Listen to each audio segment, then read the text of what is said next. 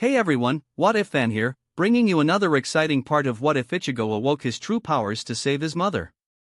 You can find the fanfic title and the original author's name on my Patreon page. Make sure to check it out and show them some love. If you enjoy the video, don't forget to like, subscribe, and ring that notification bell so you never miss an upload. Also check out my Patreon channel for early releases of all the series, where you can find all the series released one day ahead of YouTube. Alright, let's jump into it. Chapter 46, Frozen Rage. World of the Living. Ichigo and Toshiro went hunting for any trace of Kusaka, his Arrancar, or the Oin. They've spent an entire week searching for any leads, hoping that they'd find the trio or at least they'd go after Hitsugaya and leave a trail to follow. No such luck for either of them. Word was that there was an attack in Soul Society with ice attacks on par with higher Inmaru. Analysis from the SRDI however noted some very small differences, theorizing that it was more directly offensive than the real higher Inmaru. The ultimate difference between the two ice blades. Publicly, Toshiro is now wanted for treason and is to be executed. In reality, it was another ploy to lure out Kusaka and his allies. Ichigo and Toshiro were currently investigating two different areas of the city when they got the order. Toshiro near a shrine and Ichigo near the old Quincy training grounds. He forgot about a few select individuals that would like to speak with him. Well. He heard from above, a light tone that spoke of sadism and poor attitude. He looked up to see Candace and Bambietta standing amongst the branches. Looks like someone finally took the invitation, said Bambietta, smirking down at the hybrid and winking seductively.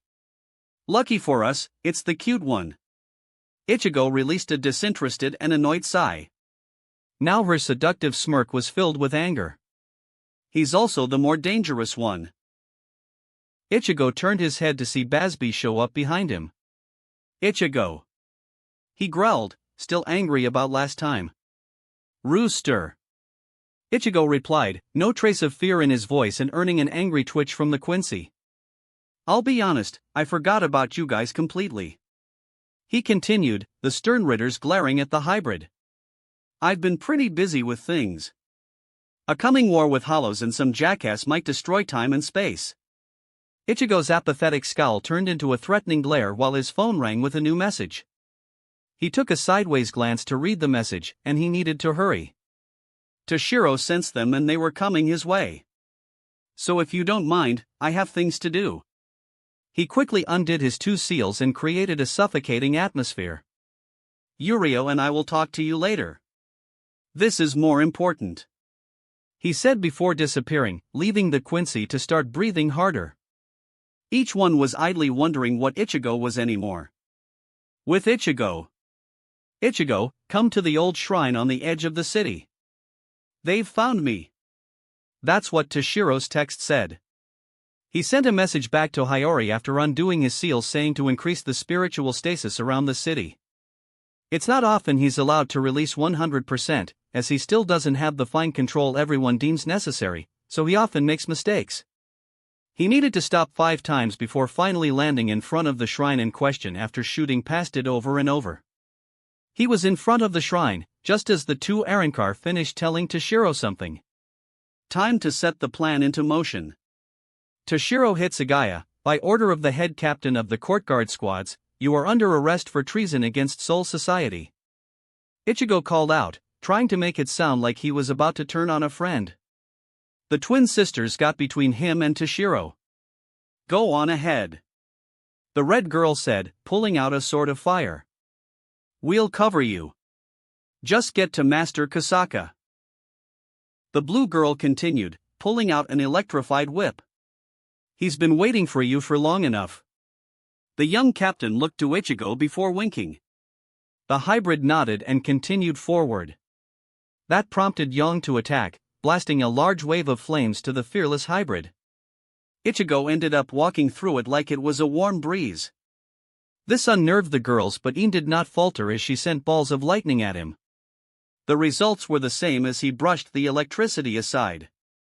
They then mixed the lightning and fire to hit him with the combined energies, praying for any result. Hitsugaya meanwhile, took his chance to leap over the smoking form of his ally and run to where he was told to meet Kusaka. Ichigo proved himself resilient when he jumped out from the smoke cloud and kicked the boy in the stomach, making the captain puke up blood and bile as he was sent flying into the city, and through a couple buildings it seemed. Whoops! Ichigo winced, not trying to hit so hard he would kill Hitsugaya. This must be why Yamamoto keeps making me practice calligraphy.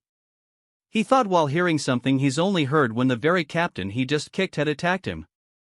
He twisted himself to see multiple Chinese dragons made of purple ice come flying towards him. Seriously! He mentally screamed as he was encased in ice for a second before freeing himself.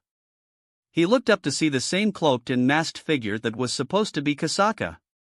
"Sorry for the cold introduction, but you're in my way," he said, pointing at Ichigo with his blade. "I only take ice puns from one guy and I just kicked him across the city." Ichigo called out fearlessly. "So either piss off or tell me who you are." All he got was some twisted laughter as Kusaka attacked again. "My name is of no consequence to a dead man." He continued to send dragons at Ichigo. They were faster than Toshiro's, but seemed to lack the same level of flexibility. Since Ichigo was already familiar with Hyarinmaru's abilities, he swerved and dodged the attacks with high speed and great ease. He was charging toward Kusaka when Yin and Yang attacked him with a stronger combined strike, letting Kusaka gather his dragons to converge on Ichigo again. There was a pause and Kusaka smiled, believing in his victory. He was unaware until Ichigo appeared in front of him and speared him through his stomach with his bare hand. He looked down to the hand embedded in his gut before Ichigo pulled off his mask and looked the rogue in the eyes.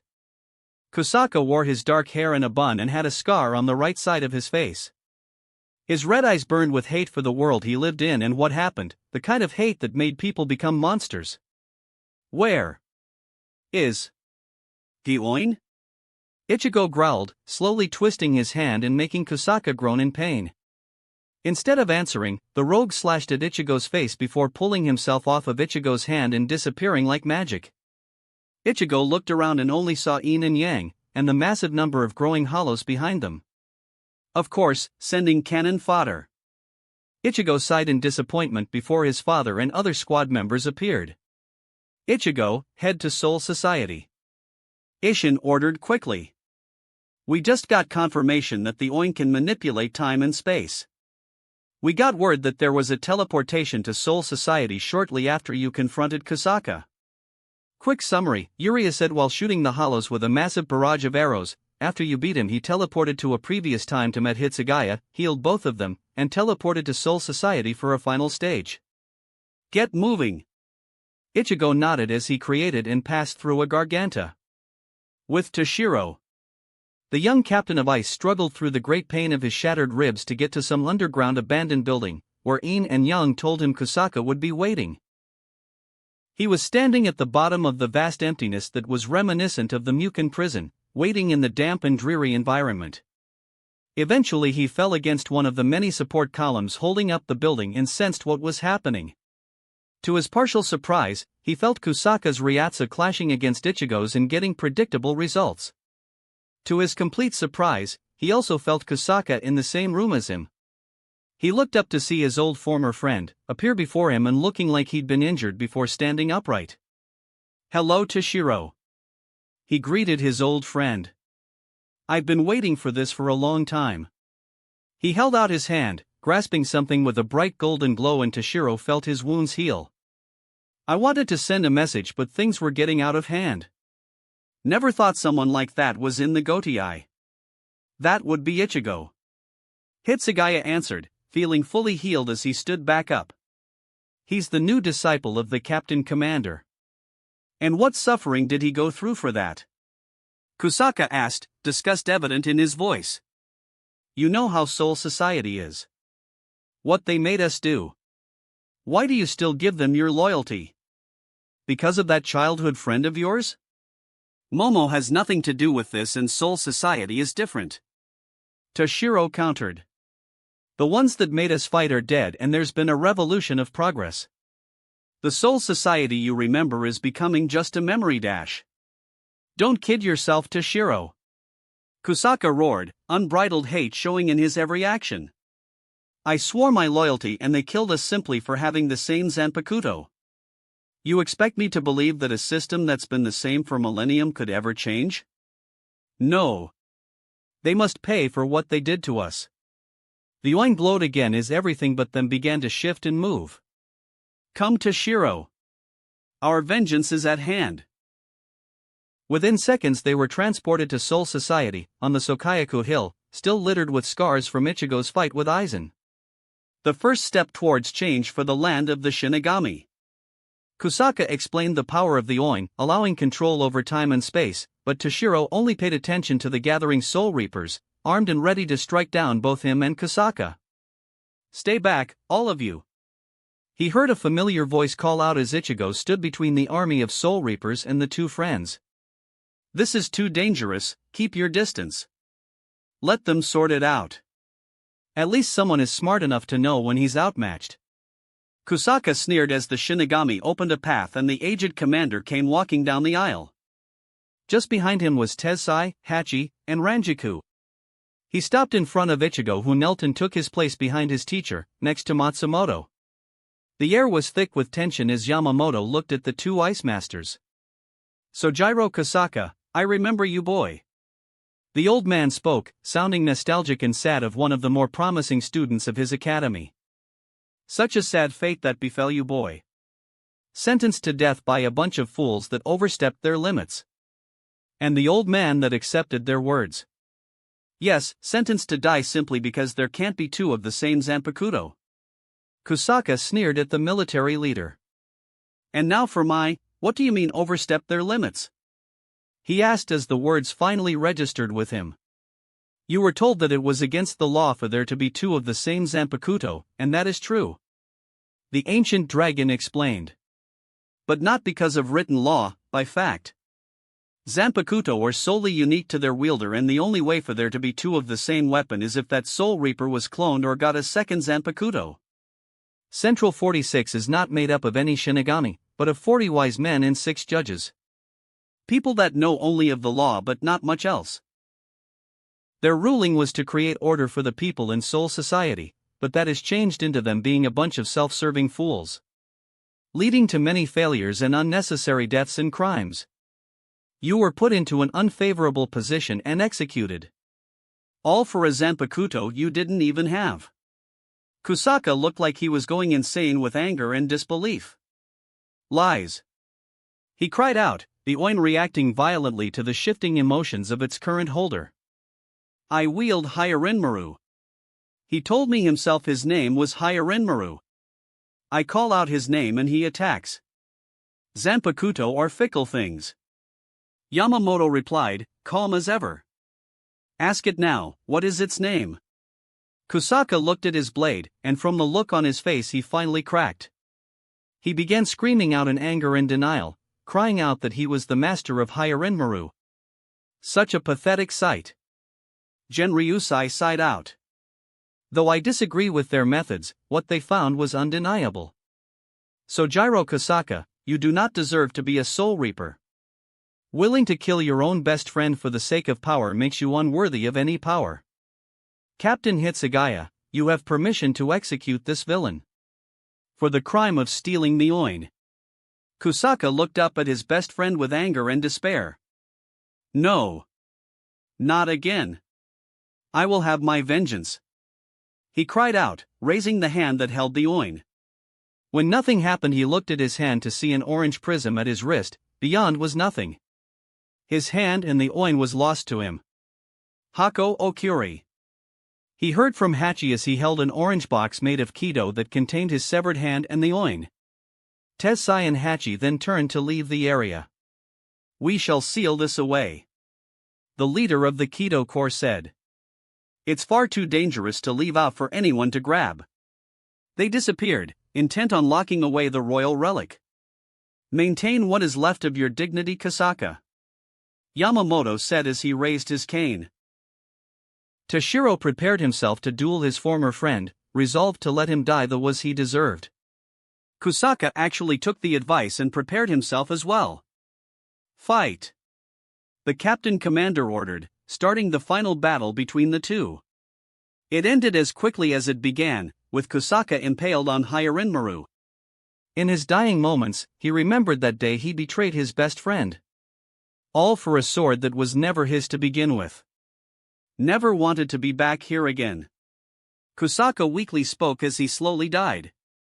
But, in the end, I guess I was always jealous of you. I'm sorry for being such a terrible friend. He weakly hugged Toshiro with his remaining hand as he apologized. Kusaka, I will always remember you as my friend. Toshiro said as the rogue began to fade. I forgive you for what you did. Kusaka faded from the world and the Shinigami left the young captain, alone to mourn the loss of his best friend. Ranjiko's office. The chaos slowly died down and things began to shift to normal again. Hitsugaya was declared innocent of everything that occurred, Tensai and the Kido Corps locked away the Oin, Squad 10 was recovering from the whole mess, and Ranjiku was just happy to have her captain back alive and well. She was sitting alone in her office with a contented smile as she drank some booze from her hidden stash. All of her usual drinking buddies were actually busy with other stuff, so she was left alone. Until she got herself a surprise visitor. Hey! Ichigo called out from behind her, making her jump in surprise. That seat taken? She turned to the hybrid, recognizing the smell from the bag he carried. More dried persimmons, he did care. You really know how to make a girl happy, she said excitedly while pulling out a chair next to her. She snatched the bag away and began to nibble on one of the dried fruits as Ichigo sat next to her. Once he got settled, she leaned against him with a happy smile. Thank you. Ichigo wrapped a comforting arm around her. I told you I'd bring him back. She would have made a joke, something about him being after her magnificent breasts, but she just wanted to enjoy the moment. Enjoy his presence. He really was a great guy. Central 46 Chambers. It had been a few months since Aizen struck down and took control of their predecessors, and appointing the proper successors had proven an arduous task. Figures that knew the law, figures that seemed worthy, people that would be concerned with the desire of the nobility rather than anything else. As of now, there are only 14 sages and 3 judges. They were currently deliberating on the single subject that has been on their minds since his appearance. What to do about Ichigo Kurosaki? Suddenly the doors to their chambers blew open to reveal the current leader of Soul Society, Genryusai Yamamoto. Suteicho, this is unusual, one of the judges said. And you understand that it's forbidden for anyone to barge into these chambers, regardless of who they are. I'm the captain commander of the 15 court guard squads, he stated simply. I go where I want. And I have something to say to you. The various members that made up the leading authority in Soul Society watched the man, the ancient captain that always did as the law commanded, made his voice heard. Your predecessors determined the law, and without question, the members of the Gotei 13 followed and obeyed. Because of that, no one questioned when Aizen orchestrated his conspiracy and did as they were told. Before that, good captains had to go into hiding because they were not given an investigation. They saw the law broken and ordered death. He raised his cane and slammed it into the floor, creating a large spider web fracture throughout the chamber. No more. Your decisions will not go without question, your command will not be obeyed mindlessly, and your word is no longer law. The announcement filled the members with shock and anger, immediately arguing against his rule. The Central 46 was created by the Soul King. One of the sages yelled out. We act on his authority. There was a suffocating and crushing pressure as Genryusai silenced them all with his power. The Central 46 are the judges and the lawmakers. The ancient dragon conceded. That much will never change. But we of the court guard squads are the ones to enact justice. We will examine a case and we will act on what we deem is right. Under martial law, I lead the Soul Society, and I will trust my captains in their judgments. The pressure left in the chamber was filled with fear of the man. Genryusai turned and began to walk out the door. Before I forget. I know you're all planning something concerning my new student, Ichigo Kurosaki. I'd advise you end such thoughts. That boy will not bow to anyone that tries to control him. If the Soul King has a problem with my decision, then let the Zero Squad come to me. I dare you. he said before disappearing, leaving the Central 46 to wallow in their fear. Illustrated Guide to Soul Reapers. Pranks finally begin. Kisuke gets marrowed. Urahara was making his way from his office after doing many grueling hours of paperwork. Justifying experiments, budgets increases, double-checking reports, all things he didn't miss about being a captain. Now he was tired and wanted to just get away from his work building. He was so out of it, he actually didn't notice Soifon running at him. Never! The petite assassin yelled out, running into him and making the captain spin dizzily. When he stopped, he felt something missing. Get back here! Ichigo yelled out as he also caused Urahara to spin rapidly. When he finally settled, he felt his hat and calmed down. Wonder what got into them? He asked, not realizing they switched out his hat with a Mario cap. Shortly after that switch, Yoruchi jumped on his head with a loud ping, with Urahara getting squished comically. How? He muffled out loudly. Why Unohana doesn't have a problem with the men's association? I can't believe this. Nanao yelled in anger. Yeah. Unohana absently agreed, her nose buried in a picture book. I finally managed to become the president of the Women's Association and all of Yuichiro's deeds fall on me. Unohana just hummed in agreement, not even paying attention. And Captain Kochiki was annoyed but never filed charges. Bet if I asked Rukia she'd convince him to let us back in. Unohana still just hummed. And the Women's Association did more than the men's ever did. Sure, I abused my authority a little, but IBA only used that club to show off or stroke his ego. Captain Unohana, what are you reading? She asked when she finally noticed the chairwoman wasn't paying attention. In the picture book was Zaraki, Ikaku, and Ichigo, all looking like they were trying to kill each other with their blades, shirtless, and covered in cuts, blood, and sweat. The book was titled, Fierce Warriors, published by the Men's Association. The motherly captain had a fierce blush and a happy gaze in her eyes. Yuichiro likes ... She moaned, making Nanao cry. Chapter 47, Progression Forward. Karakura Outskirts. The twins ran through the remains of the forest, cut, bruised, and beaten from the battle with the other members of the 15th Squad. In the instant they began to fight, it was over. The swarms of hollows were wiped out in storms and torrents of light, fire, and energy. The Yarankar themselves suffocated under the pressure of the captain, leaving them helpless against their foes.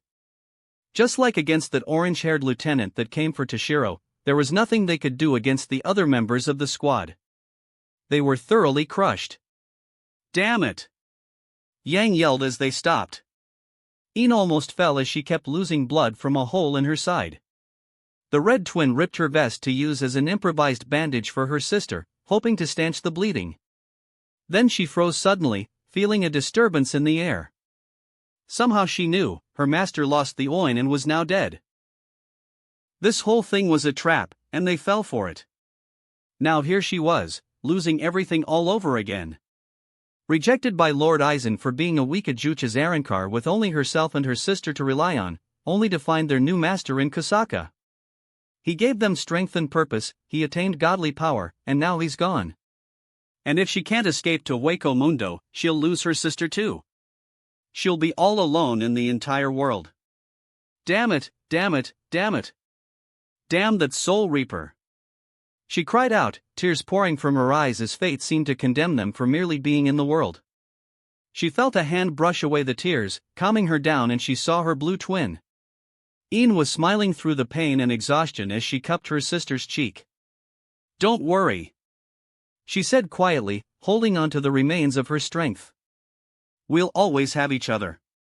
She smiled, coaxing one out of her teary-eyed sister as they hoped to bask in the sense of hope that came back. Only for it to soon die. Ah. I almost feel bad for ruining this. They heard a cruel voice call out, looking up to see a brown-haired girl with a white beret wearing a sadistic smile, sitting on a branch in the trees above them. But I doubt you'll be missed for what you did. She held up her arm and flicked her wrist, sending down a couple balls of Reisher. Yang pulled her sister out of the way and jumped back, narrowly dodging the ball as it sank into the ground in front of her. Bye-bye, hollows. The girl sneered as the ground exploded, covering them both in a wave of fire and debris. And that's that, Bambietta said with cheer as she jumped out of the tree, finding no trace of the two Arrancar they saw with the rogue Shinigami they believed was Ichigo's target. Damn it, Bambi! We needed evidence. She heard her fellow female stern Ritter yell at her. She turned to see Basby and Candace glaring at her for completely destroying their targets. Oh, come on, Dot. She groaned, annoyed with her colleagues. Candy, you were wasting your time with your freaking makeup, and Basby was afraid to burn down the forest. She yelled in her defense. Besides, you heard Ichigo. Some jackass was going to destroy spacetime, and they were helping him. They deserved it. Both of you shut up. Basby groaned, annoyed by the two friends and their constant bickering. When things settle, they'll come to us. We can make our offers then, he said, making them shut up. The Quincy never noticed the closing tear in the air. Hueco Mundo, Forest of Minos. Yang barely managed to get herself and Ian to safety, tearing an imperfect and very risky garganta at the very same instant the explosion happened.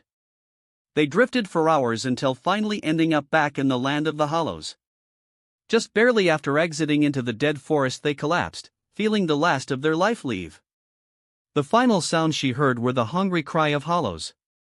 Please, anyone, help! She managed to whisper as her eyes shut, certain that she and her sister were going to die. The only one to hear her plea was a figure cloaked in fur and hollow masks, the one he wore on his face looking like a gazelle. Karakura Hospital, Underground Training Hall. The cold lifeless room was filled with the loud hums and screeches of the vibrating rapier arrows and blades created by the Quincy pair. Ryukin was continuing to train his son and pushed him to the limits. The ambient rapier in the silver room was next to non-existent and Yuria had only one objective. Dodge. He is certainly improving, Ryukin thought as he continued to chase his son with the arrows, but not fast enough. Not with those stern ridders in the city. He knew the special power of Yhwach's chosen elite. The power of those with a script. The heat, the explode, and the thunder, all powerful abilities granted by those with the soul-carved letter. The ace for many of Yhwach's slaves. Yurio needed to have a greater mastery over rapier manipulation to fight on par with them, but even then he feared it would not be enough against certain scripts. He forgot to control his own strength and shot an arrow through Yuria's leg, making the boy stumble and collapse to the ground. Yuryu! Kane cried out as she restored the ambient rapier to normal levels and ran to her precious child. Yuryu, are you alright? I'm fine, mother. Yuria said through gritted teeth. The arrow dispelled from his leg as the parents got around to patching up their son. Guess I need to work harder, right, father? Yuria chuckled out, trying to liven up the situation. Kane merely glared at her husband for hurting their son. Ryukin, he needs a break, she said adamantly. You've been doing this non-stop for 2 days and you're being much harder than when he crippled his powers. Yuria tried to say something but his father started before he could. I know, but we can't afford that, he said, berating himself as he defended his stance. Yhwach already sent his spies and they'll try to take him and Ichigo by force if they can't convince them. Yuria tried again, but his mother already had her rebuttal.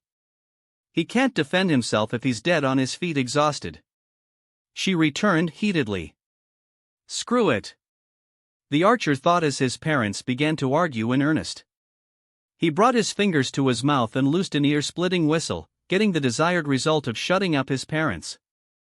Thank you. Firstly, mother, I appreciate the concern. But father's right, time is running out and I need to get as strong as I can as fast as I can. He then turned to his father and used common medical knowledge. And father, constantly pushing me like this will have the opposite effect. I need some time to rest and recover. And don't worry about the other Quincy. Ichigo and I already have an idea on what to do with them, he said, with an evil smirk as he thought over their simple but effective plan. Inoue apartment. Sora watched his sister sitting in the lotus position and meditating into a trance, balancing her inner self and gaining full control on her emotions, the main key to utilizing contract spirits. The Shun Shun Rika were easy for her to practice with as they only went to someone with a certain purity and kindness. Infinitely powerful, but hard to fully utilize because of the constraints of emotional ties. All she really needed was the strength of will to fight back and she'd be nigh unstoppable. Sora knew that and promised to help her have the strength to fight back.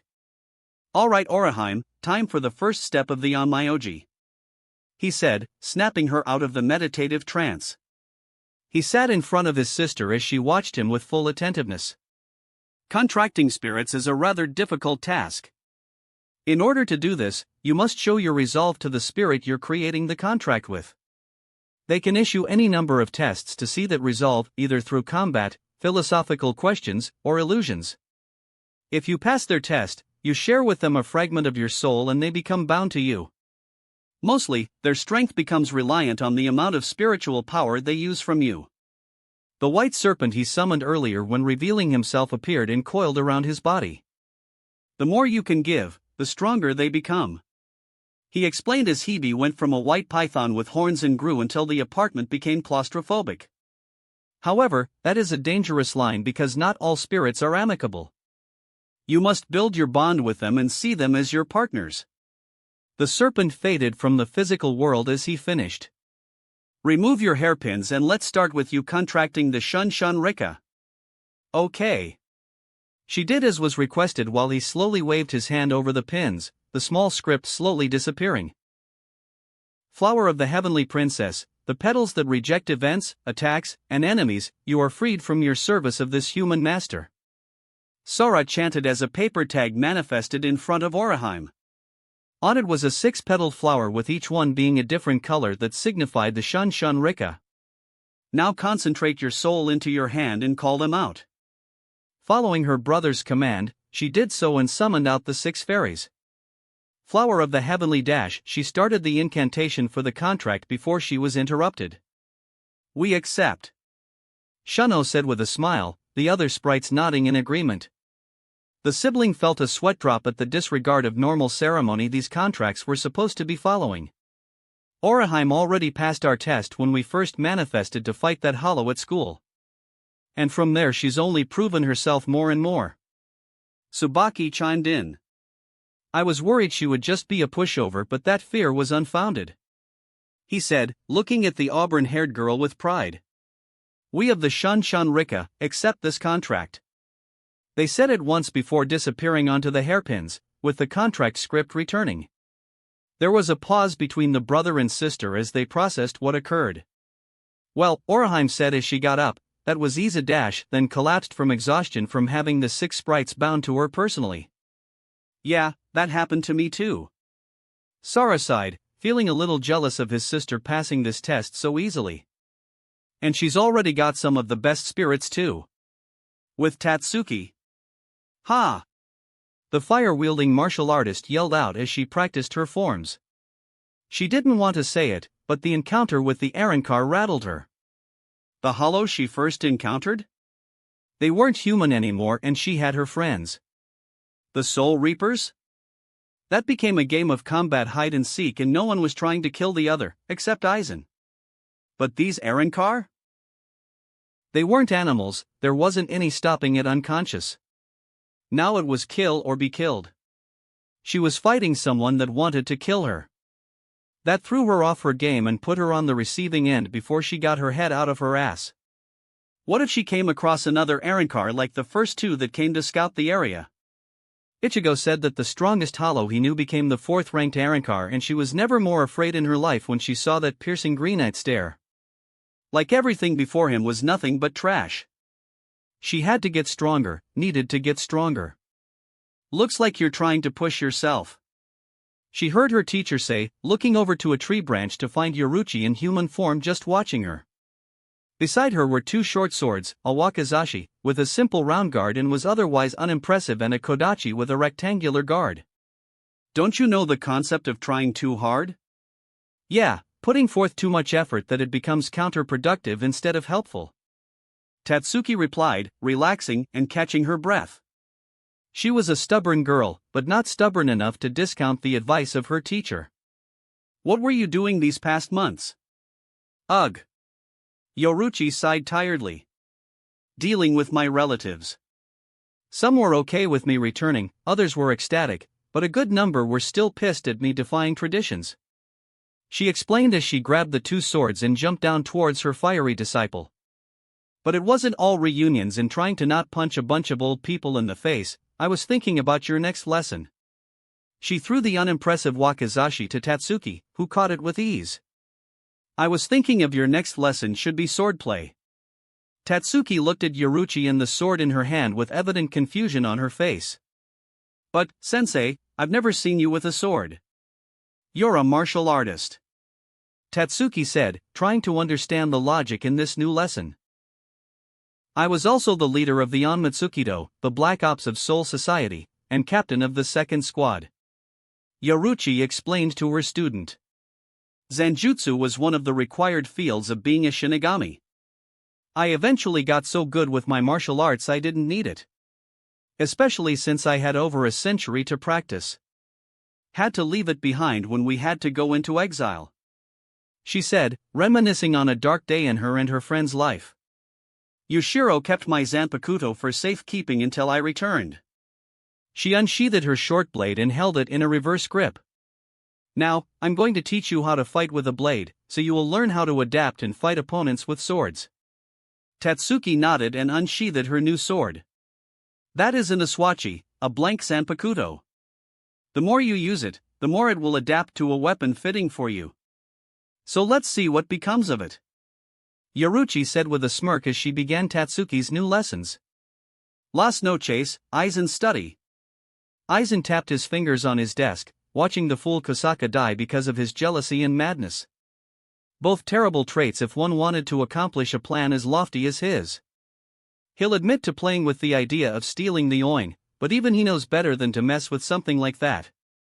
Creating a tool to break down the barriers of limitations was one thing, but manipulating time and space came with a heavier price than he was willing to abuse. The temptation would be too great and the eventual cost would be too much. Sure, he'd have the chance to kill Ichigo, but some innate pride in the boy's progress stopped that. The one perfect culmination of his work that he needed to copy onto himself. So, you just left it at that? Jin asked, coming into the study and avoiding some discarded mask fragments, clothes, and Arrancar Zanpakutos. You had a mini rebellion and just fed them to the Hogyoku? What about Baragon? Aizen let out an amused chuckle as he thought about Arrancar under his command. Baragon is patient and will wait until Soul Society is beaten before trying to rebel. Aizen explained, watching Ichigo's battle with Kosaka and his forces. Patras and his cronies didn't even wait for that. They wouldn't be able to get me any new data against Kurosaki and his squad, but they did become useful in feeding the Hogyoku. He said, prompting Jin to glance at the shifting black sphere. How's training the loyal Arrancar coming along? Grimjow is making some real progress. Jin told his hated enemy, wishing he could run him through with his Bankai. The various fraction are improving as well. The rest of the Espada might make some headway if they actually trained with each other, but they still kind of hate one another. Aizen hummed as he continued his plotting, waiting for the chance to make his move. Ichigo would pay for humiliating him, but he needed to be careful with that. His lone scar from their fight still burned on his chest. Soon Kurosaki. He thought, feeling the burning sensation spread slightly.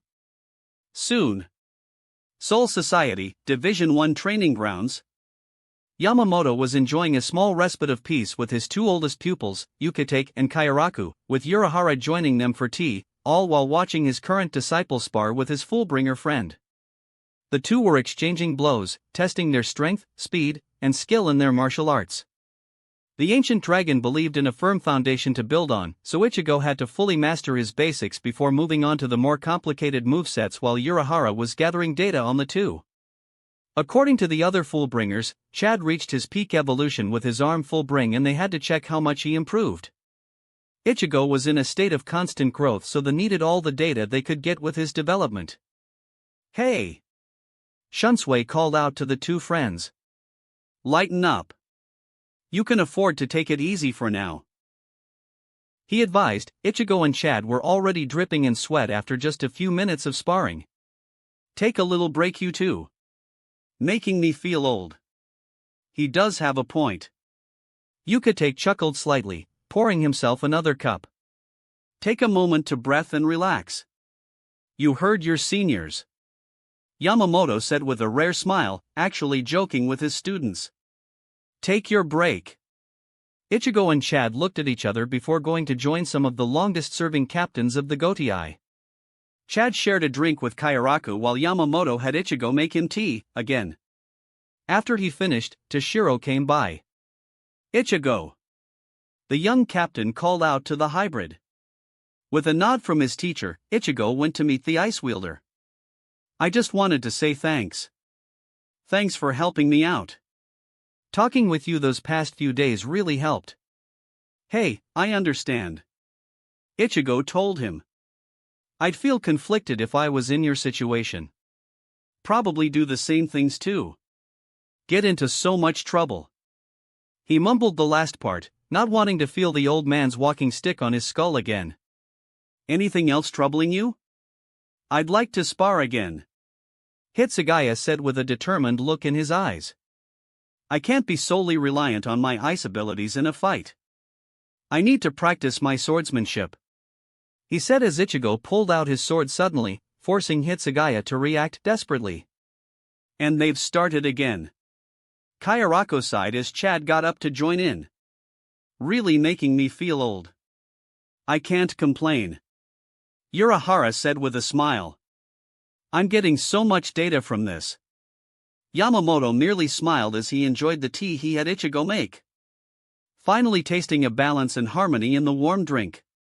Now for the harder lessons. Karakura Funfeld. The two Gemenged cousins wandered throughout the heavier forest section of their old Quincy training grounds, almost upset that they were meeting any of the enemy in the place where they built happy memories with grandfather Soken. But, they had to do this, see what they could learn from the other Quincy and keep things in their favor. There was no way they'd ever side with the Quincy Emperor unless it was to serve their mission to kill him. Ichigo lit up his Ryatsu to act like a beacon, signaling that they were ready to meet their fellow Quincy. They waited until Bambietta finally revealed herself. About time you finally came to this meeting, she said, mildly annoyed. Her two companions and herself saw how powerful the two were, but being a stern Ritter gave her a measure of arrogant confidence. She was convinced she could blow them away before they figured out her power. Now, let's dash. All three of you together, in front of us, or no deal. Yuria demanded, breaking her stride as he laid down their terms for the meeting. I'm not exactly keen on meeting other Quincy, especially ones that have been in hiding for who knows how long. Either all three of you are together in front of us, or we leave.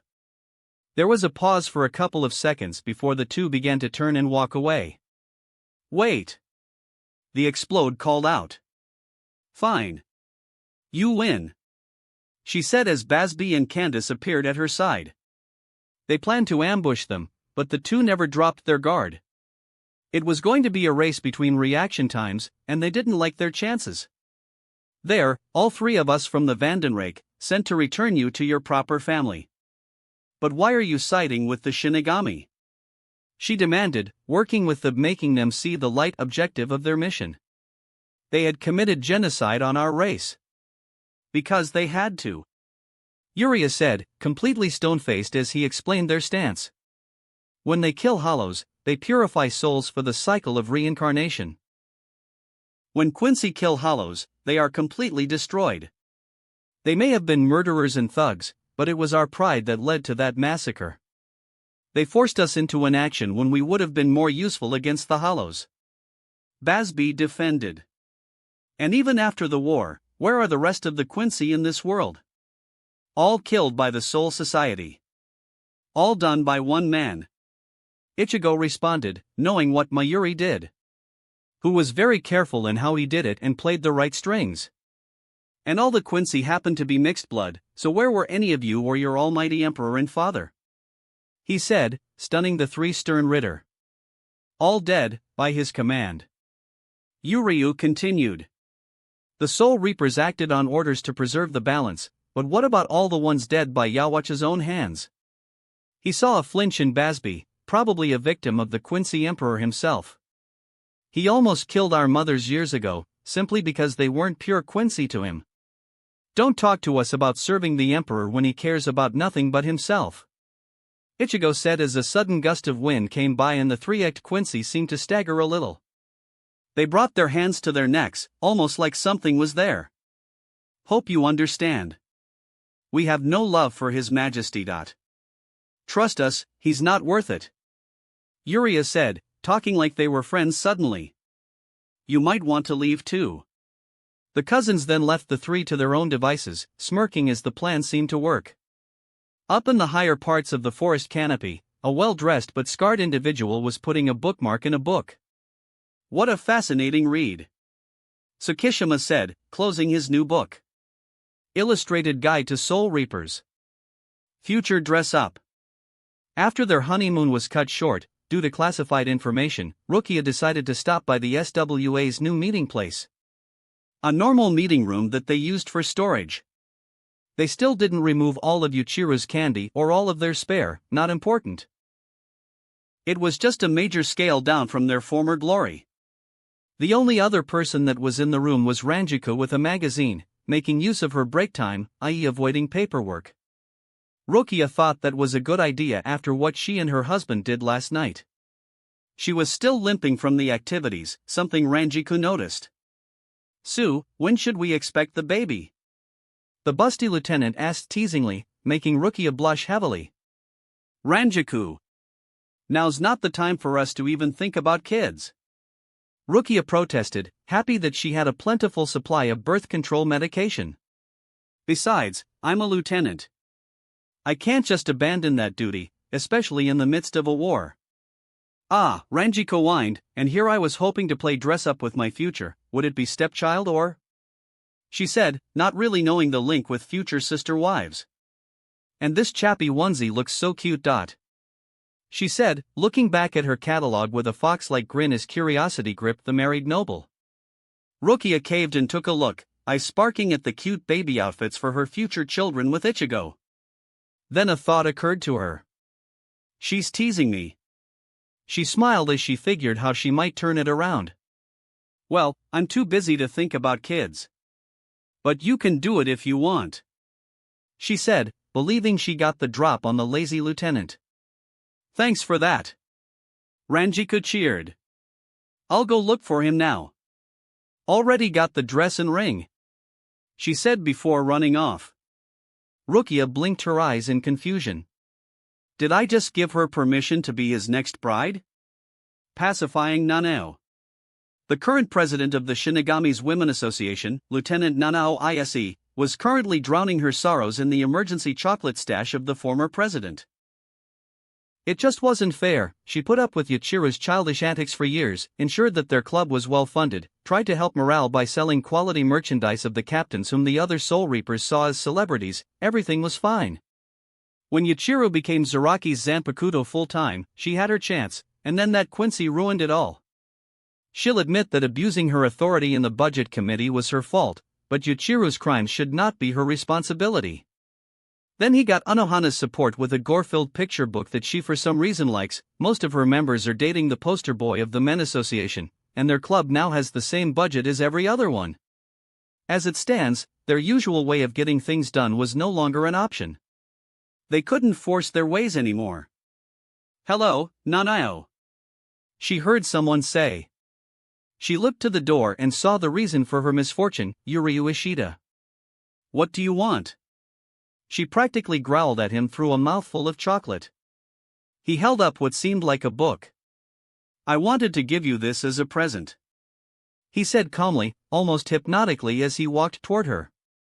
Captain Kayarako told me you were feeling stressed, so I thought I should give you this since I am probably the reason you're so stressed. Nanao swallowed the mouthful of chocolate before snatching the book from his hand. You think I'll forgive you with just a single present? She roared.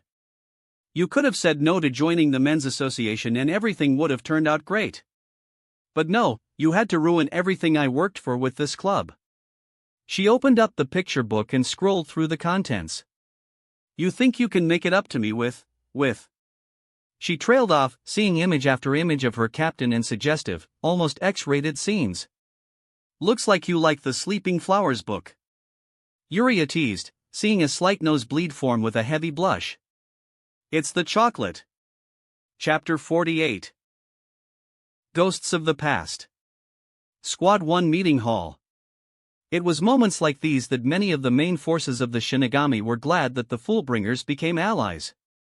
Tsukishima's Fullbring, Book of the End, allows him to alter a person's memories to his liking and gain comprehensive knowledge of their memories. He didn't need to interrogate anyone, just cut into them. Using this, Ichigo and Yuria distracted the Spiriters while Tsukishima did his thing, letting them figure out what some of the enemy's abilities were and how to manipulate them.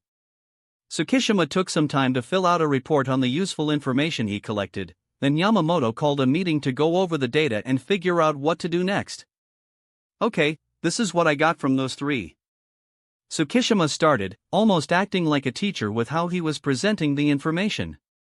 The Quincy have been plotting for the past 1,000 years on their revenge, against the Soul Society and the Soul King himself. For many, the aging process was slowed down immensely to keep them as able fighters when they could begin their assault. The bulk of the army is made of soldats, who seem on par with your average seated officer, a separate hunting group called Jagdarmi, and 26 elites called the Sternritters, 4 of which serve as the personal guard of Yhwach himself, and 1 is the Grandmaster, second only to the Emperor. At minimum, they're as strong as powerful lieutenants, but what really sets them apart is their abilities. Urahara started up the hologram table to show images reconstructed from Tsukishima's descriptions. Firstly, the strongest state of a Quincy was their let still form but came as the cost of their powers. The image showed Yuryu in that state during the fight on Sokayaku Hill. They have since changed that to attain a form called the Volstandig. The image shifted to show Yuryu with wings of Raisher and a halo. Not as strong as the let still, its power is still significant enough to make them powerful opponents. Not without drawbacks, the technique is not natural and one must train in order to attain it. Imagine let still as using 100% of one's strength while being so full of adrenaline you can't feel the damage you do to yourself. Volstandig is using close to the same level of power, but they feel the strain of using that power. Ichigo looked over to Yuryu, who seemed to be contemplating how he could attain that level of power. Something he had to admit was very tempting. They used that form along with their unique ability called the Script, powers based on the letter Yhwach writes on their soul. That's why there's that many Sternritters, 1 for each letter. Yhwach seems to have A, and here's the rest in the order of rank. Jugram Hashwalth is B and is the Sternritter Grandmaster, second only to Yhwach. A blond man appeared while the Fullbringer started. He was switched with a dark-skinned man with an X over his left eye. Leal Barrow, Sternritter X and leader of Yhwach's Royal Guard. Next were a hooded figure, a man with a thin face and pronounced cheekbones, and some kind of Nordic gladiator. C. Pranita Parnkyaz. D. Askinnak Lovar, who seems to have something to do with poison if what I've seen is any indication. And M. Gerard Valkyrie. They are the Royal Guard, so we can assume they are the most dangerous. Then a man with round glasses and cropped black hair appeared. J. Quiljopi, who is the leader of the Jagdarmi. He continued, showing a description, name, and letter for each major member of the Vandenreka's army, before getting to the 3 spies. Bambietta Basterbine, E. the Explode, the Fullbringer said as the spies were displayed, Candace Catnip, T. the Thunder, and Bazard Black, H. the Heat. Bambietta can release balls of Raisher that can turn anything they come into contact with into bombs. She acts sadistic and lures guys to her bedroom in order to kill them to vent her frustration. Her weakness is that she hates being alone, puts up a strong front when she's really quite submissive and is afraid to die. Candace Catnip can manipulate electricity to fry her opponents, easy to anger, and is incredibly vain about her appearance, taking hours to make sure she looks the way she does every day. Advise that you manipulate that to your advantage.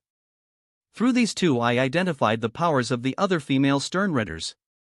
Meninus is the power, gaining incredible strength.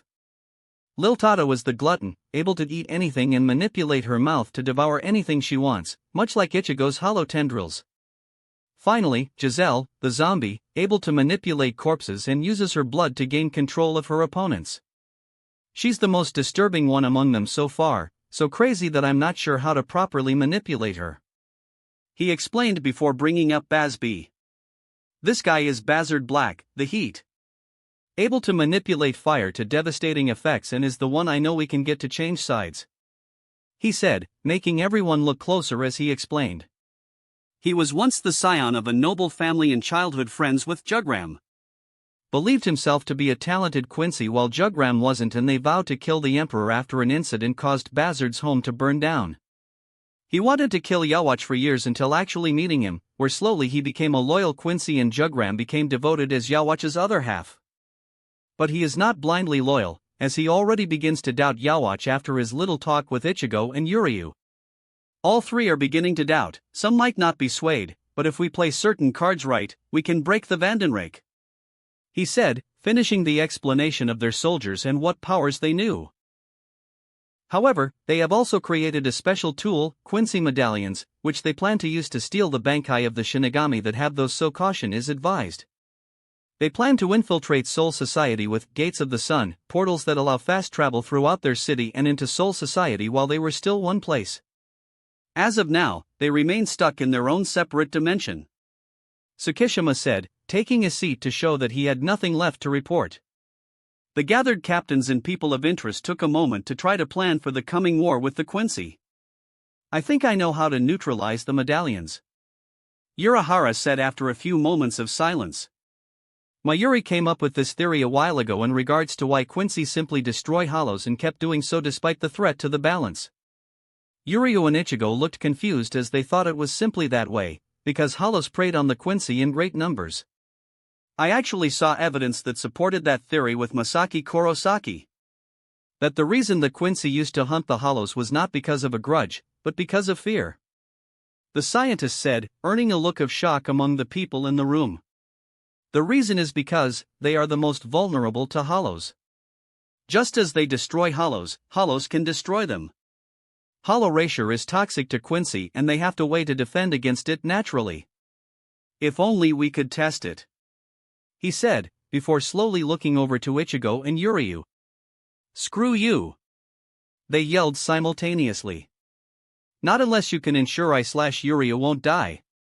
Yamamoto slammed his cane to restore order. "Enough! Everyone continue to strengthen yourselves to prepare for the war with Aizen, then the Quincy," he yelled out, making the assembled nod in affirmation to their orders.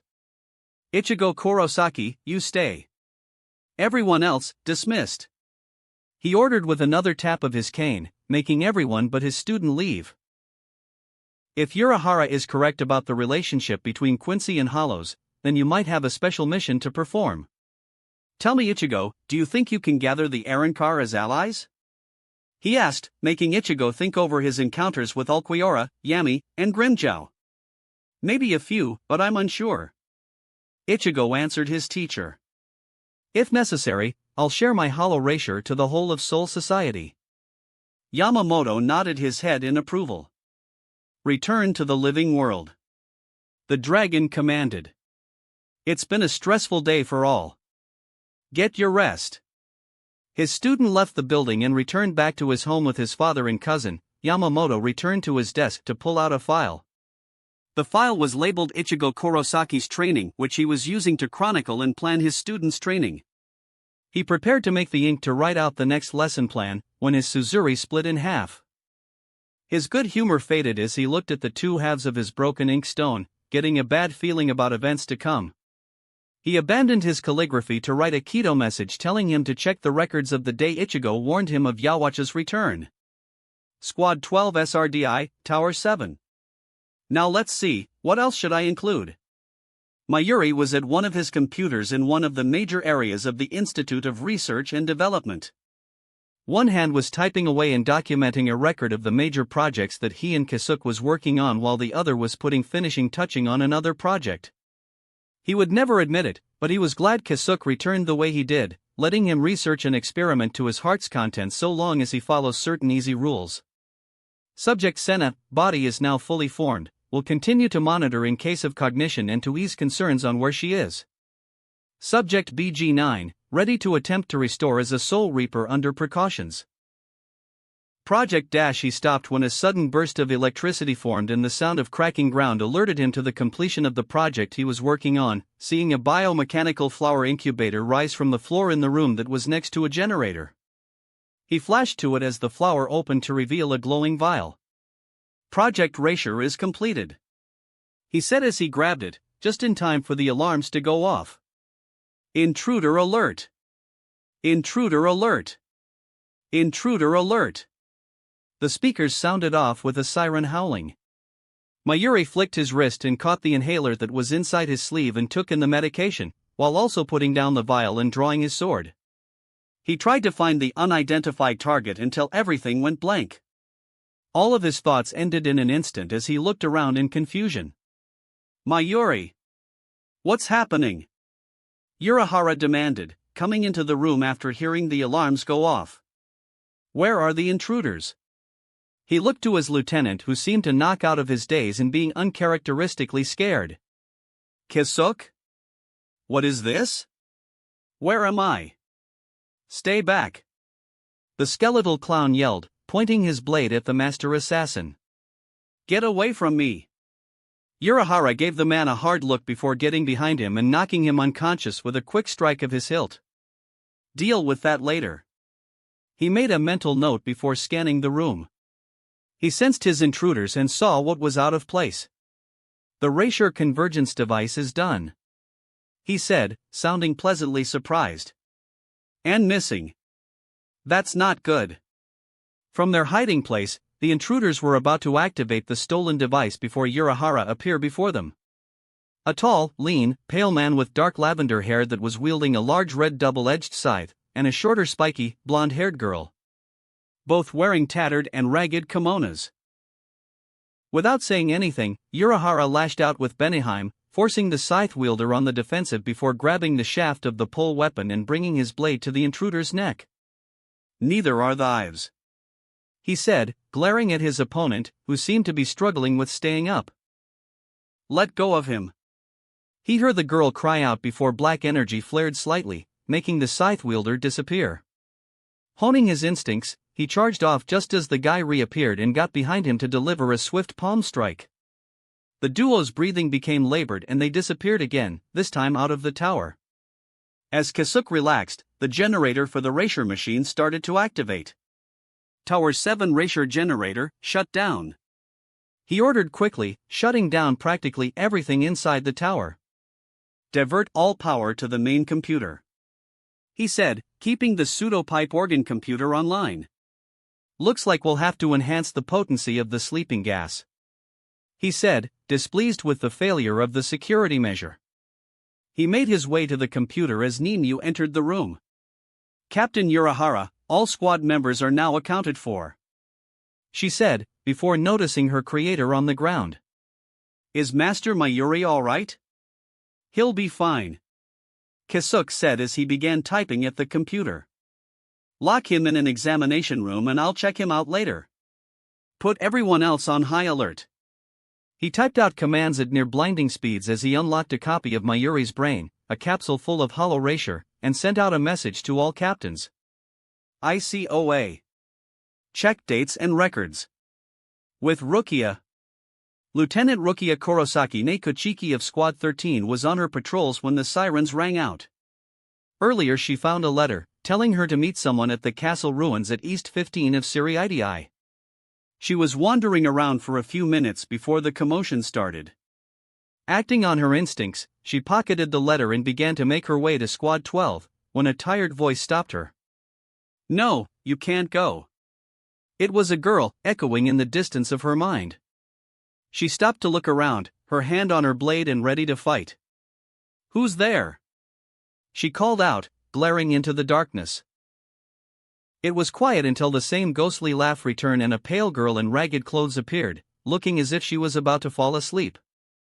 It was odd, but Rukia thought she looked familiar. The girl flew in front of the lieutenant and suddenly said, in a kind and gentle tone, "We came to erase your existence." Then her eyes became harder and malevolent. "Rukia!" she whispered before floating out of range.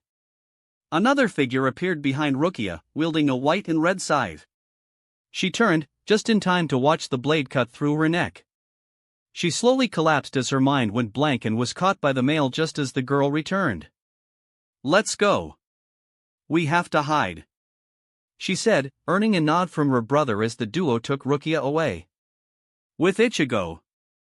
Ichigo was drying out his hair after a nice, hot shower. The day got hectic as they dealt with trying to figure out plans to fight the Scrifts and what the other letters could mean. He tossed the towel into the laundry hamper as he froze, feeling something was wrong in the universe. Am I forgetting something? Illustrated Guide to Soul Reapers. What Ichigo did to Mayuri after learning he killed Soken. Hey Mayuri. Ichigo greeted the scientist, carrying with him a large capsule filled halfway with thumbtacks. Ah, Lieutenant Kurosaki. Just who I wanted to see. Mayuri returned, wanting to focus on the experiment he was planning. There are some theories I have about Dash. He was cut off when Ichigo grabbed his Zanpakuto, broke it at half a foot out of the sheath, stabbed him in the throat and quickly created a barrier around the man before he exploded into blood and goo.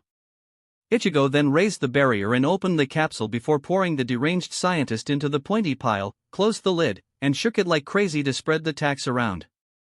Ichigo then left the contents hidden in the ceiling of the female staff's changing room and left. How Urahara got back at Soifan. The petite commander of the stealth force had a long, fruitful day of training her troops and sparring with her idol. Now she wanted to return to one of the most secure rooms under her control for some needed R&R. Her bedroom that was filled to the brim with Yoruchi and black cat decor. She was so absent-minded at the moment that she was just happy to cuddle with her plush Yoruchi, only to notice something wrong.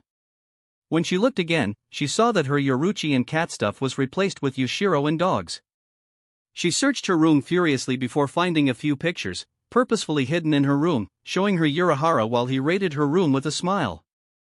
"I've taken your stuff and hid it," the note said, and she swore she could hear his irritating voice. "You won't get it back till I feel like it." My Yoruchi! Soifan cried out. Chapter 49, Missing Links. Squad 8.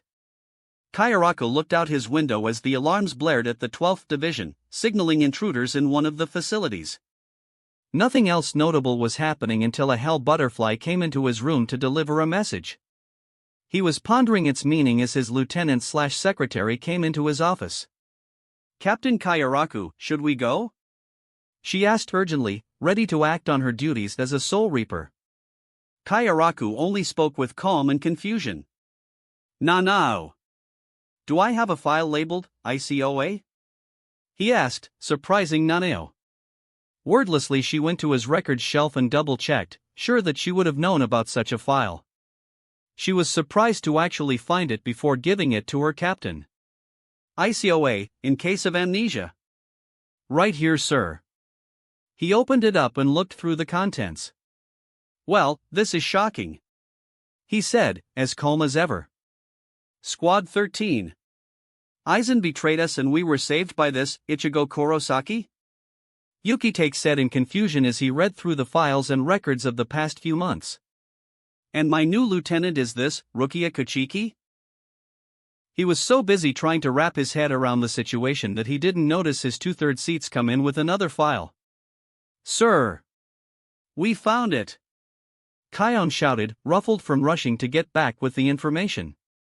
"Evidence that Rukia Kuchiki, or Kurosaki, is in fact your lieutenant." Sentaro continued, giving the sickly captain the confirmation he needed. Squad 4. It also says we got married about a month ago after we restored you to your true strength. Unohana said to her husband, barely stopping their aggressive actions. "Well, that explains this situation," Kenpachi said, just as calmly. "Should we meet with the other captains?" "Later, I'm almost done," she said with a lustful smirk. Squad 2. "All right, Stealth Force, listen up," Soifan shouted to her assembled scouts and patrol squads. "We're searching for an unknown person. Subject is female, cropped black hair, on the petite side, 4'8" 1/2. Her name is Rukia and she is supposed to be the lieutenant of Squad 13. Our memories are altered to forget her and there's a possibility that whoever she is with is likely responsible for that and is a danger to Soul Society. Find anything you can. Dismissed. Ma'am. The gathered troops shouted before running off to search for the lost lieutenant. Omida, hold down the fort. Soifan ordered as she began to head for the head captain's barracks. Alert me if they find anything worthwhile. Squad 6. Byakuya was standing in front of the picture of his late wife, set in a new altar for those he's come to consider his family. On it were two faces he no longer recognized until hearing the order to check certain files. After reading his Ichigo files, he visited the altar to give a silent prayer to the only woman he loved. Forgive me, his Anna. He whispered as he steeled his resolve. I may have forgotten my promise, but I will keep it.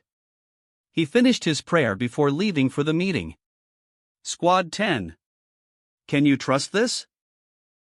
Ranjiku asked her captain after he relayed his orders. They lost their memories about major allies and a key figure in their future. What if someone forged your writing? Then they knew that I'd trust Captain Shiba with my life. Toshiro said as he fastened his blade to his back. Any child of his is worth that same trust. He finished before making his way to the meeting. Squad 7. Tosin. The werewolf thought as he finished reading his reminder records. I imagine I was this shocked and angry when you first betrayed us. But I do not have the time to hate you now. He disappeared in a burst of speed. I pity you, old friend. Squad 5. What do you know? Shinji said, reading his own backwards upside down writing in his own version of the ICOA files. He was sharing a few drinks with Kensei and Rose when it happened. There was a moment of shock and surprise that quickly died after they got the message. Kid got us back to Soul Society. And to think you doubted him, Kensei.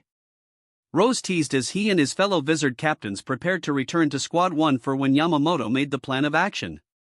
He was shaking like a small dog, terrified out of his wits. The stern man argued back. Of course, I never thought much of him. Anyone who saw that smile of Lisa's would be terrified.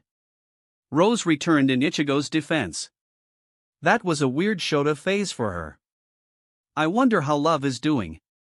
Shinji thought to himself while his old friends got back to the old argument they had regarding their favorite freak of nature. Squad 14. All of you shut the hell up.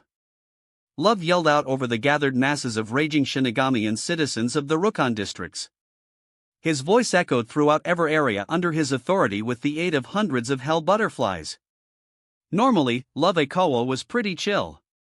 Now he was pissed and laying down the law on the Rukon. All Soul Reapers are to act as impartial police. You help the helpless, not abuse them. If I hear about any abuse of authority, I will find you and kick your ass. Now do your jobs. His cries made the entire area shake as every person in the district calmed down and went about their business. Getting clean pants. With Ichigo.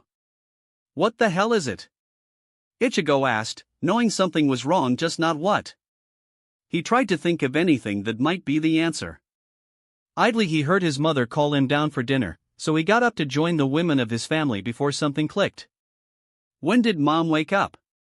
He bolted downstairs to see and hear his sisters crying out in surprise and joy, similar to his own feelings, except he knew she was awake for a while. But when it was eluded him. Mom, when did you wake up? Well, it was just after you. She started to answer, despite Karen muffled cries of who cares. After you, who did you go rescue again? She asked in return, feeling the gap in her own memory. Ichigo groaned in frustration, bringing his hand to his head when he saw it. A silver wedding band on his ring finger. At that moment, memories of Rukia came flashing through his head. Meeting her, fighting alongside her, rescuing her, dating her, marrying her, and now he remembered everything. Something happened to Rukia. Ichigo said suddenly as he got a text from his father, saying to get to the Shoten immediately. He looked at Khan, who immediately got the idea and proceeded to extract the soul pill. Who? The girls asked as Ichigo ejected from his physical body and stretched his body. My wife. Ichigo said as he flashed toward the squad's base, leaving a shocked Karen, a happy Yuzu, and a catatonic Masaki. He got to his squad's base of operations where his friends and Yoruchi were waiting. He expected the squad to be a mess, but they seemed pretty functional. What happened? Lisa was cataloging some files and papers when apparently, everyone forgot where they were or what they were doing. Yuryu explained as they made their way through to the monitoring station, where Ishin and Hiyori waited. Ishin decided to act like a captain, and despite not knowing him, got the entire squad back on track. Yoruchi continued for them. A few late patrols, but he got things running again. Can't help but ponder the frightful headway we'd make if Dad took his job seriously. Ichigo mumbled as they got to the room. He sought Ishin with a serious and focused look on his face while Hiyori was snacking on chips. Dad, do you remember Rukia? The hybrid asked, getting a raised eyebrow from his father. No, I don't, he said before turning to Hiyori. How does he remember this, Rukia? Best ask Kisuke, Hiyori said with a shrug. Meanwhile, watch this. Hiyori tapped a key and the screen showed a recording of Hiyori. Okay, video log 1. Hiyori Saragaki, Intel Support and Comms Officer of Squad 12, working with Squad 15. It's been a week since Aizen defected from Soul Society and our base was finished. Shortly after, Kisuke informed all the captains of the Gotiei squads of this hollow he called subject, Memo Eater. Some stupid name after a monster in this game, Dark Chronicle I think. Don't care, Kisuke's a dork, the pastor said, earning a few giggles from some of the people in the room. Anyway, this hollow is a parasitic type. Very rare nowadays as they tend to get killed fast for being weak. According to him, it latches onto a host with weak Ryatsu or is vulnerable and slowly degrades the memories while draining the host's Reisha. Normally, this wouldn't be a problem as we've been improving security throughout the whole of Soul Society. But something always has to screw things up for the rest of us because Kisuke had a theory and wanted a contingency plan for it. If this hollow could merge with a soul with a great amount of potential Ryatsu and possibly a special Reisha, then the normal rules of Memo Eater no longer apply. Since this hollow affects memories, we've been advised to keep a record of major events to keep us all on track should something memory-based happen. And since the captain here is an ID-Hiyori, shut off the recording. I think we all understand what is happening, Hiyori said, trying to focus on the mission present. Yeah, Memo Eater is on the loose and erased memories of Rukia, Ichigo said, giving a short explanation of who she was. But why Rukia? I doubt it's anyone in Soul Society trying to seize power, Yoruchi said while Hiyori was checking the monitors. This is too risky a plan for anyone there. Aizen wouldn't let anything he couldn't control go, Ishin said, rubbing his stubble. He doesn't take risks without guaranteed success. Maybe Memo Eater is acting on its own, Hiyori said, getting everyone's attention. Or rather, its hosts are. Seems like Kisuke confronted two intruders that had Reisha signatures similar to Memo Eater. Now the commander's calling for all captains and Ichigo. Seems the old man wants Ichigo to get all the experience he can get in a variety of situations. That suits me just fine, Ichigo said, flicking his wrist to make a garganta. This is my mission. Ishin and Ichigo jumped into the abyss and made their way to Soul Society. With Rukia. She slowly roused herself from slumber, feeling a sharp pain in her head, almost like something was trying to force itself free in her consciousness. She was in an aged building with noticeable wear on the walls, but it seemed like it would last a good long while. She found herself in a purple floral kimono, but she felt like so much of her life just disappeared. She stumbled onto her feet and made her way to the window to look over the city, one of the nicer Rukon cities in the lower districts. She recognized the place as where she grew up, a flash of memory of how she met her friends while stealing water. She heard someone enter the room and saw two figures in ragged clothes, a man and woman. Rukia! The girl cried as she tackled her in a tight hug. The two fell over as Rukia tried to rack her mind, trying to remember things she knows is missing. Hey! What's your problem? Rukia demanded as she tried to get the girl off her. Who are you? She stopped when she noticed the girl crying out of relief. Who are you people? She asked, more gently after seeing the girl. Sister, the guy started as he joined them, she's never going to recognize you if she can't see your face. She slowly calmed down and sat up. Yes, I know that. She looked Rukia in the eyes with a happy look on both their faces. Look at me, Rukia. Do you remember me now? Rukia stared at the two, trying to rack her mind to remember the two. They seemed familiar, memories of a time long past, but something else was struggling to come back to her. A man with hair of fire and clad in shadow and darkness. Squad 1, Captain's Meeting. The captains arrived, each one delivering a report on what they knew and remembered, who seemed to be missing, and what was currently going on. It wasn't until the very space at the end of the hall opened up to reveal Ishin and Ichigo did they really begin to plan. We shall skip the formalities as this is a very tense situation. Yamamoto declared loudly. Captain Urahara, what can you tell us about the matter at hand? The scientist stepped up and activated the holograms, showing a recording of the intruder's attack. During the night, Mayuri was finishing up reports and another project. A erasure convergence device that we were planning to use to combat the Quincy, according to our files anyway. It was supposed to mix with hollow erasure to make the air like a toxin for them, but before we could proceed to that stage of testing, the attack came. The scythe-wielding intruder attacked and disappeared after taking the control vial. I came onto the scene too late and Mayuri had lost his memories. I attacked them, but when they saw it was a losing battle they fled. Being who I am, I got a tracking device on the guy. The scene of the attack played out like he described, surprising the captains with some of the display. It seems like our worries are realized as this is Memo Eater's erasure signature, and that side is like its tail. These two are powerful souls, the male has the attack capabilities and can seemingly cut out memories, but the girl seems to be able to teleport. The hologram deactivated as Kisuk continued to voice his opinion. If possible, I'd like to capture them alive for study, they may become useful allies. But how can they remove our memories to such an extent? Ichigo asked, a question everyone had. If I had to guess, they attacked Rukia because I completely forgot about her. Everyone did. Kisuk continued. We former exiles even forgot what we were doing in Soul Society before checking that message I sent.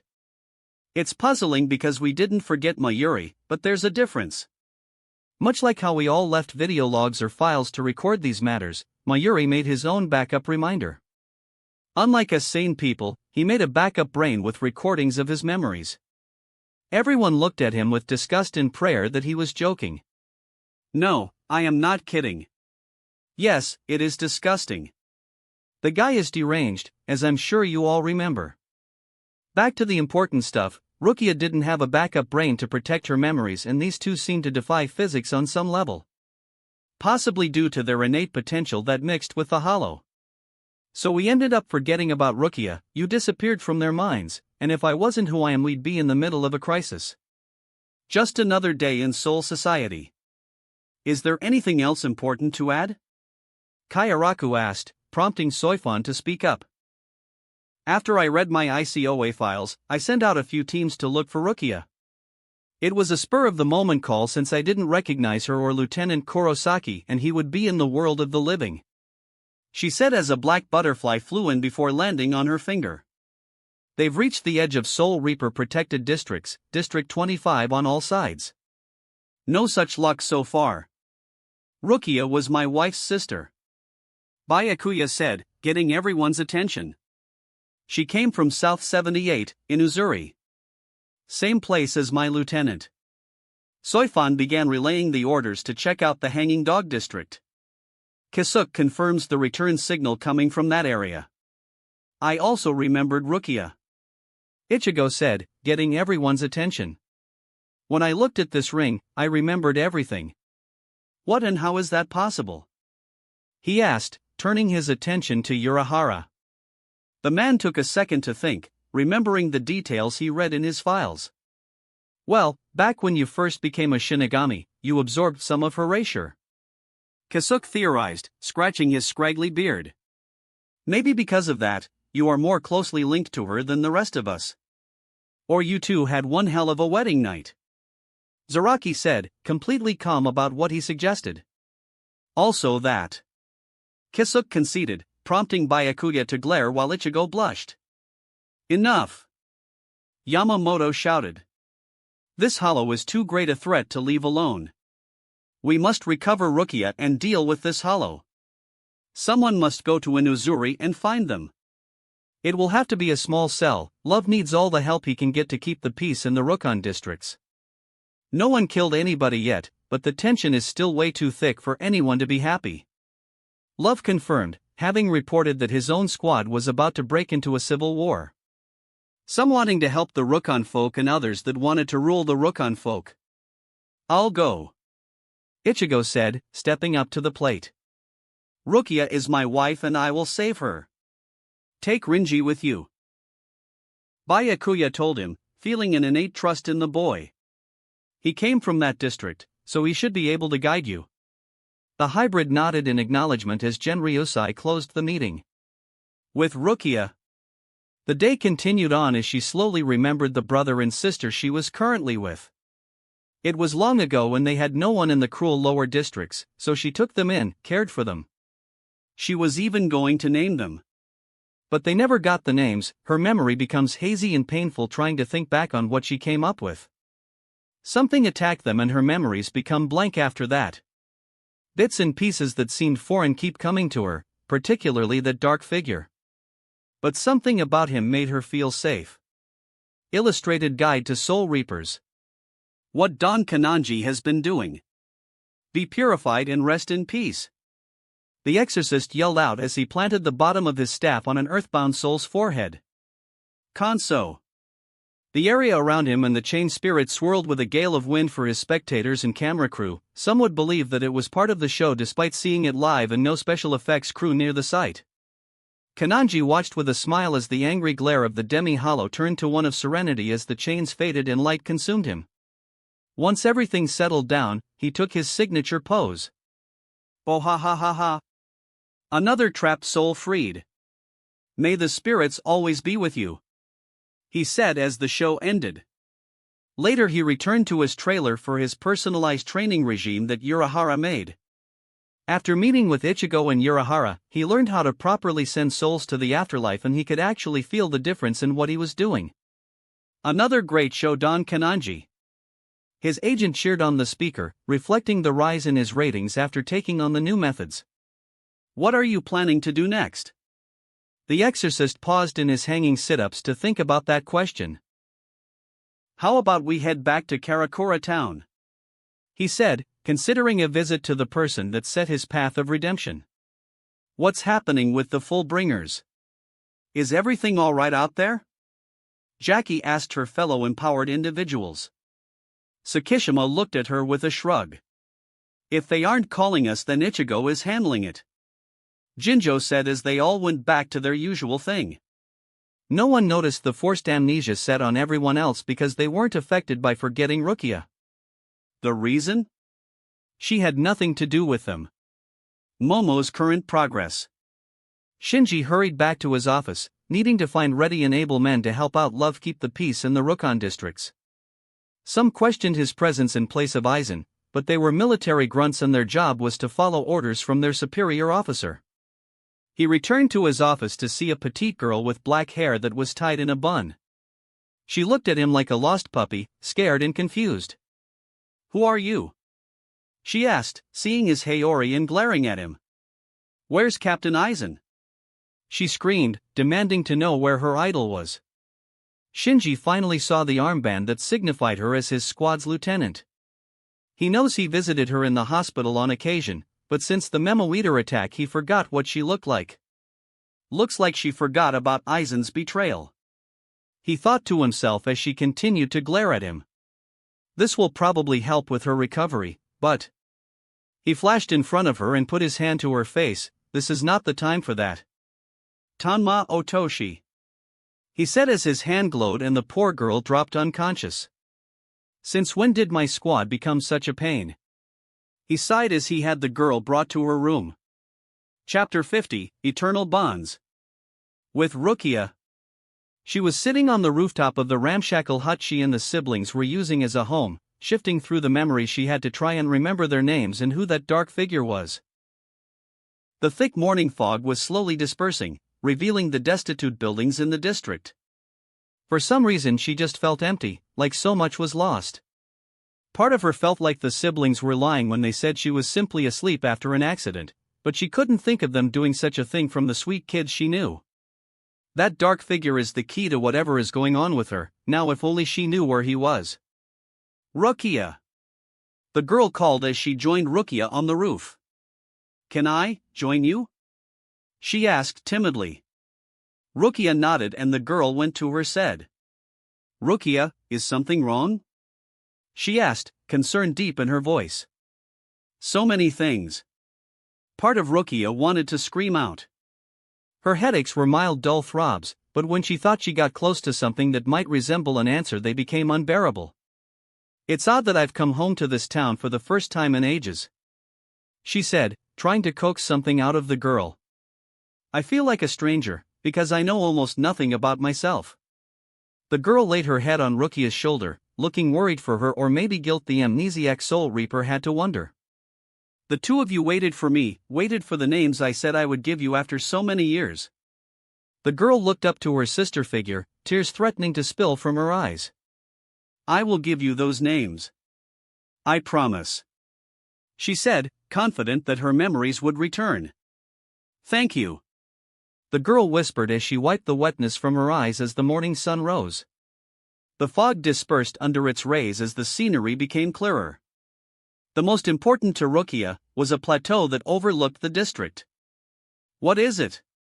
The girl asked as Rukia stood up, memories of her other friends coming back to her. The friends she had to bury after they were lost to the cruel life of the lower districts. That place, I remember it, she said, looking at the steep earthly formation.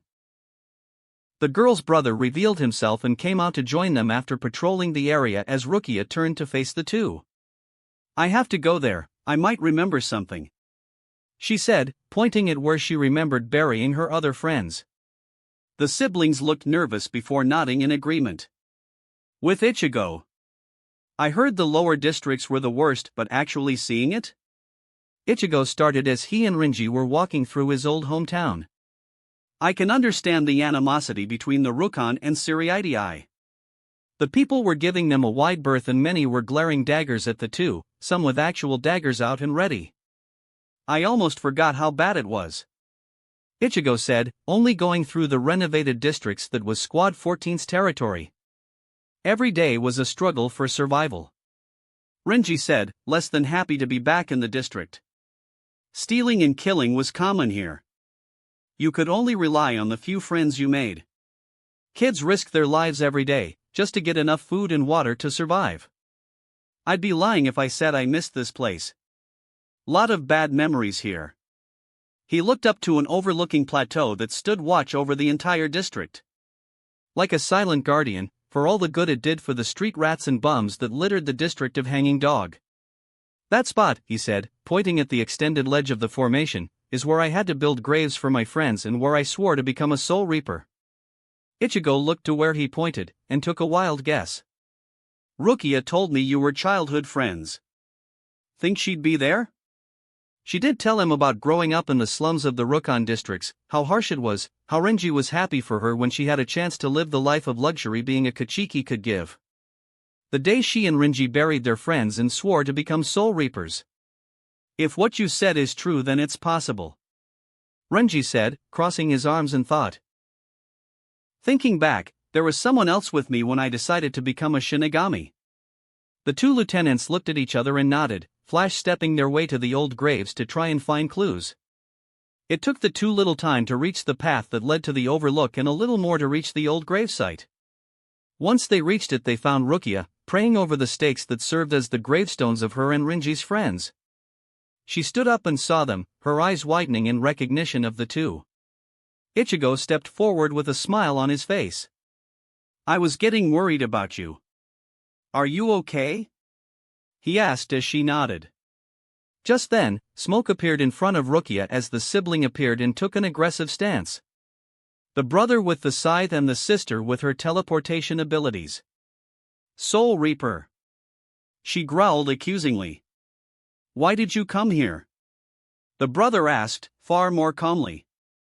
Ichigo felt the hollow erasure within them, almost perfectly tied to their souls. Almost like a wizard with hollowification, almost. Renji glared and got ready to attack before Ichigo raised his hand, making him relax albeit unwillingly. Ichigo wanted to resolve this peacefully, but he doubted that would happen. He needed to destroy the hollow that infected those two. We've seen the video recording of you two in action, Ichigo said, trying to appeal to them. From their recent actions and the fact that Rukia was unharmed, he judged that they weren't bad and simply desperate. He needed them calm, then they could do something about that hollow infecting them. Had it been anyone but Kisuke guarding what you attacked, then Siriitii would be a mess right now. The two tensed up just a little more, while Rukia looked at them in confusion. We can offer you two a place among the Shinigami. Stable lives, income, home, and you can stay by Rukia's side after she gets her memories back. The look on the two's faces were almost comical with their disbelief. The brother was considering it while the sister soon became enraged. You think you can trick a Soul Reaper? She roared, looking furious at the two. All you do is take and take.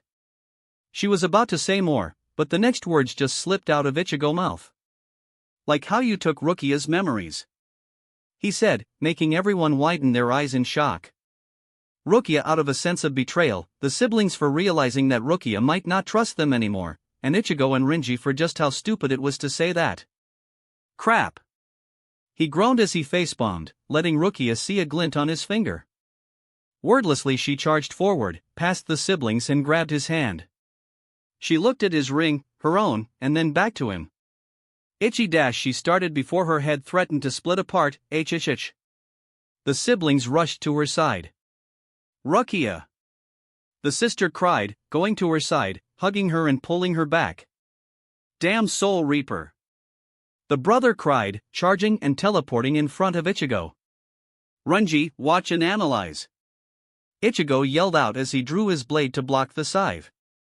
There was a loud clang as the two weapons clashed, the calcified matter of that red and white scythe against the erasure construct of Ichigo's Zanpakuto. The scythe wielder suddenly disappeared and everything in Ichigo screamed to turn and dodge. He obeyed his instinct just in time to dodge the crimson blade from cutting off his head. Roar, Zabumaru! Ichigo heard Renji whisper as the segmented blade attacked the boy. He blocked and jumped back using the force of the blow to join his sister. Damn it! He cursed as he joined Ichigo's side. I thought I said stay back and watch. Ichigo growled as the siblings disappeared, taking Rukia with them. That ain't good. He groaned as his mission became so much harder than it needed to be. Any ideas where they might have gone? Renji asked, taking a small moment to go to his friends' graves and pray. No, but I can find out. Ichigo sighed, hating the incoming headache. I can sense people's erasure if I'm familiar enough with it, but whatever those two did messed up Rukia's, so I can't find her specifically. My alternative is my pesquisa. Renji took a moment to look at him with confusion, spirit sonar, to try and find them. Problem is there are so many strong spirits around us and I'll get a bitch of a headache doing it. Do you have any other option? Renji asked, prompting a sigh from Ichigo. He closed his eyes and sent out a pulse of erasure. He found dozens of potential recruits, but it wasn't until he felt something traveling through the districts to the SRDI at high spreads. Found them. Ichigo grunted as he grasped his head in agony. They're heading for Tower 7. Ichigo said as Renji supported the hybrid and began moving as fast as he could to their destination. SRDI, Tower 7. Damn it! The girl cursed as she and her brother carried Rukia and flew through the air, back to where they tried to attain a powerful weapon, back to where they were proven to be vulnerable. She thought they were unstoppable, they could teleport across the battlefield on their own, she could displace practically anything, and he could undo memories and bonds with a swing of his scythe. They were forced to flee by that one captain as he matched their combat prowess and crippled them with a drug that filled the air. They were stonewalled by a single lieutenant before his friend decided to help. They weren't going to be able to keep Rukia to themselves, get the names she promised, if things continued this way. They had to get that weapon under their control, then they would be invincible. They had the key, they just had to activate it. The tower came into sight when she noticed her brother slowing down. "What's wrong?" she asked, calmer now that they escaped the Shinigami for the moment. "Maybe we went too far," he finally said, looking back at their elder sister figure he carried and earning a gasp from his sister. "Maybe we took so much of her memories that she'd never remember our names for all eternity?" he wondered as he looked to his sister. "That would be horrible. Stop it!" she yelled, looking on the verge of tears. She can't remember what happened that day, no matter what. She shivered from the thought of losing her sister, already a giant risk from that Soul Reaper accusing them of taking Rukia's memories. They couldn't let her remember how they died, how they lost her to a Soul Reaper with some weird creature. She'd abandon them, they'd lose her again, and she couldn't live with that. Even if it meant never getting their names. The offer that Lieutenant made seemed tempting, but she couldn't remove her hate for the Shinigami. They took their sister and they would pay for it. "We can't take that chance. We must destroy the Soul Reapers," she said with conviction as they teleported inside the tower, to where the erasure device was located. Oddly enough, completely vacant, but they just counted that as a blessing. They made their way to the device as the brother tried to activate it with the vial. "Seems like it works," he said, after watching electricity spark from the machine. He went closer and closer to the machine, ready to do whatever it took to activate it and stop the Shinigami. Then a voice called out that made them pause. "Stop," Rukia said as she came into the room, clutching her head in pain. The girl was simply happy to see their sister awake and worried about her health. "Rukia, are you all right?" she said, going to the Soul Reaper's side. "I'm fine. I'm remembering so much," she said through gritted teeth, scaring the siblings. "You can't activate whatever that is. It'll destroy the whole Suriitii." The sibling reeled in shock at her statement, not so much of the potential destruction but that she cared so much about the Shinigami that made their lives miserable. "Rukia, the girl said as she started crying. "I can't. They must be destroyed. They'll take you away again. I can't bear that," she said as she started breaking down, only to be enveloped in a hug by the petite Soul Reaper. "I won't abandon you," she said reassuringly, rubbing the girl's back soothingly. "Ichigo said you'd be with us. Trust me, my husband would never lie," she said, hoping to calm the girl down. She never saw the look of shock and betrayal on their faces. You're what?" the girl asked, grasping Rukia tighter and tighter as her Ryatsu started fluctuating out of control. "Oh no," Rukia thought as the girl's Ryatsu exploded as she screamed in sorrow and madness. Her embrace was becoming almost painful as she continued screaming. "Sister! Rukia!" the brother called out, worried about the both of them. Scared that his sister cracked and scared that Rukia was going to get badly hurt. "They won't take you away. We won't lose you again," she cried out, her voice becoming twisted with a distortion. The brother felt a spike of agony as if something tried to force him under control. The wall exploded as Ichigo came through, accompanied by Rinji and Byakuya, who came as soon as buildings started disappearing and fall from the sky. "Rukia!" the three yelled out as the torrent of power blew a powerful gust of wind. "Rukia is our Soul Reapers!" the girl screamed through her warped voice. "You hear me? Mine!" The swirling power grew more violent as the brother went to his sister's side, moving like a marionette on strings. "Insight Zangetsu?"